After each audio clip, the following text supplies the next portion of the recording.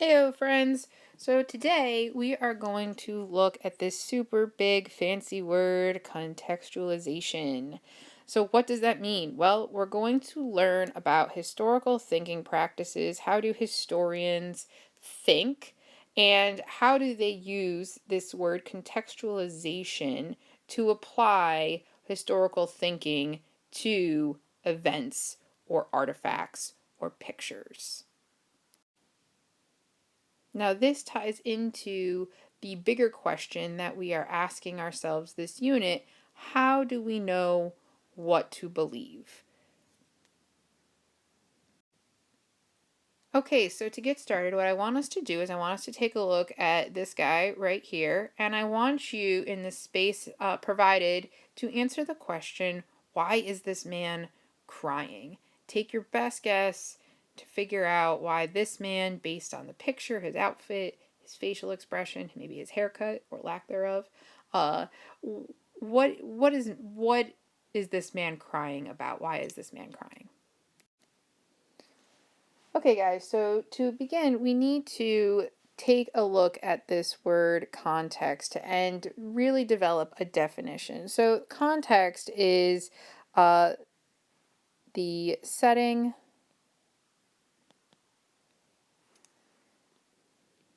of an event slash quote. It can also be an idea that help it be understood. Okay, so if that's hard to understand, maybe a good example will clear it up. So context for something is a really good example is anytime you go to a movie and there is a sequel to a movie. Okay, if you've never seen the original, the first movie, the sequel's usually hard to follow. Why? Because you lack this thing called context, right? Same thing, like if you get mad at your friend, whether it's a boyfriend, girlfriend, just a friend, right? Let's say you get mad at your friend because they don't text back. Ugh, so annoying. You left me hanging. I'm so mad at you. Okay? But then when you talk to them later on, you find out, oh, well, they left their phone on the bus, or it fell in a puddle and it got damaged and, it's broken, right? You're not mad now that you have the context of the situation, right? You have the setting, right? The who, what, where, when, why. Well, the who, what, where, when. And it helps you kind of paint a bigger picture of an event. Okay, so that's what context is. And when we contextualize something, we put that quote, that picture, that event in a setting so that we can fully understand where people are coming from or what is meant by this thing. Now, I've done you the kindness in this next slide of cleaning up my definition for you. So it's still the same definition as before. It's just, I don't know, something you can read. So right here, we have the definition of context to help keep this in mind. It's the circumstances and the settings, the circumstances and the settings for an event, statement, and idea to make it be fully understood. So now we have a good idea of what the definition of this word context is. We can go back to the initial picture we were looking at and answer the question with a little bit of a zoom out. Why is this man crying? All right, does having a fuller image or a fuller view of this picture give you more information? Is it enough information to know what's going on? Or do you still feel like you need more information from this? So I'm hoping everybody determined that we could stand to use a little bit more information about this photo in order to understand what it is this man is so upset about. Now remember, we are looking for the context, so we want the circumstances and the setting to help make this image be fully understood. So remember, setting is just like in English class when your teacher asks for the setting of a novel, they're asking for the who, well, not the who, the what, the where, the when, right? Same concept here. So what we want to do is we want to take a look at When was this photo published? Now, this photo is published in Life magazine on March 3rd, 1941. So it was taken in 1940. Okay? So it's taken in 1940 in France. What's happening in 1940 in France? Well, let's zoom out a little bit. What's going on in the world at this time? Well, in 1940, the world was completely tied up. Almost every continent was involved in World War II. Okay? And what was going on in France, particularly during World War II at this time, is Hitler and the Nazis invaded. All right? So Hitler and the Nazis invade France. France is losing the war in 1940 when this photo is taken. So this man standing on a street corner, I'm assuming, with a crowd of people around him, visibly emotional about what's happening. And we are going to find out exactly what's going on in our next slide. But this adds a lot of context, right? The setting. I know the date, I know what what the location is, and I know what's going on in the world at this time. These questions, answering these questions when we look at a quote, when we look at a image or an idea, really help fit that image, that artifact, into the bigger picture that we're talking about in history. Okay, friends.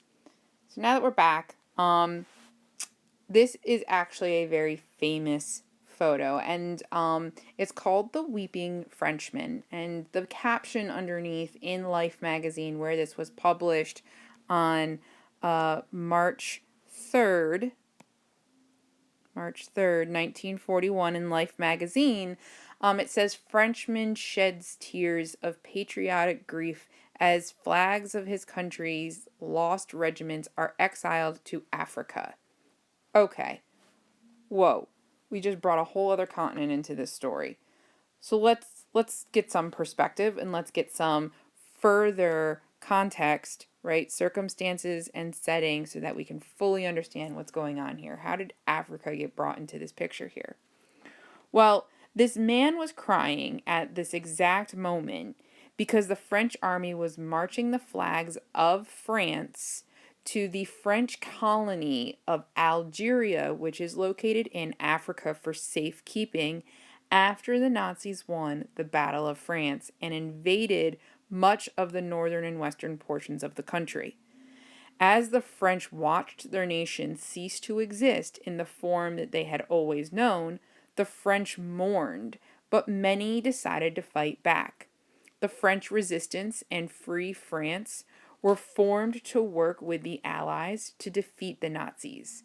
French-controlled Algeria then became one of the headquarters of the French resistance movement. So now we have a greater context for this photo, right? We see this man is clearly upset. Is he upset because he's a wuss? No, he's upset because the country that he only knew, the only country he ever knew, France, he lived there his whole life, had its flags taken away, ceased to exist, and is now controlled by Nazis, which we can all agree are bad guys. So, this is the context for this photo. All right, well, now that you've seen me model contextualization for you, what I'd like you to do is to practice working with our contextualization tool. This is something that we're going to be using throughout the semester together, and so I want you to practice familiarizing yourself with the tool using the information we just went over. So the first question you're going to answer right here, the question number 1, says, what is the question you are trying to answer? And the question we're trying to answer is, why is this man crying? So again, all of this we've done together, so it should not be hard. Don't overthink it. All right. The next question is, what is the historical event, process, source, person that we are studying? Well, we're studying World War II in this particular instance because that's the event going on. Now, what I want you to do is do a quick Google search of World War II. If you type in World War II timeline, I promise you it's going to give you far more details than I want. What I do want to see is dates on your timeline. 1945 should be on here somewhere. 1933 should be on here somewhere, and a few dates in between there. Did World War II start officially in 1933? You'll tell me. Did it end officially in 1945? You'll tell me. All right, and just like we have a timeline, we also have this map over here. I'd like you to take some time, put some pinpoints on the places that this particular photo is tied to. It's not just tied to France, right? We have other countries involved in this photo, not just France. So point those out on the map, find them on the map, and put them on your map right here. Last but not least, I want you to write a paragraph putting this event into context. Now, a paragraph is 4 to 6 sentences, my lovies. They are. And I've given you some questions to kind of guide your thinking. Again, all of these we've done together in this video earlier. So if you get lost, rewatch this thing. That's why I make it for you guys, all right? So this will be due. This is your assignment. Make sure you do this. But again, every answer you need has already been said in this video.